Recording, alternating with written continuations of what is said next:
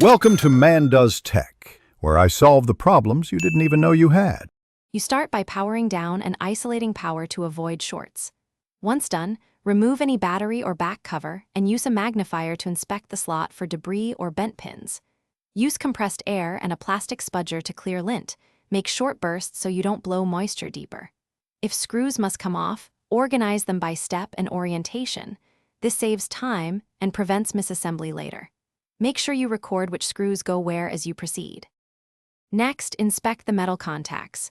You're looking for bent, folded, or corroded pins.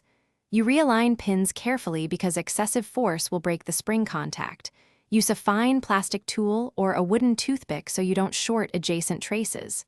If pins are corroded, lightly clean with isopropyl alcohol on a cotton swab and let dry. Avoid soaking. Once aligned, insert a spare SD card, gently to feel for smooth seating. Finally, reassemble the device in reverse, making sure connectors mate fully and screws are snug but not over-torqued. Once closed, test with a known good SD card.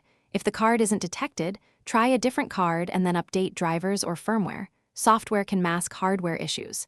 If the slot still fails, the mechanical socket may be damaged and needs replacement, or you may require professional soldering. Tip: if detection is intermittent, recheck pin alignment and look for a cracked solder joint as a likely culprit.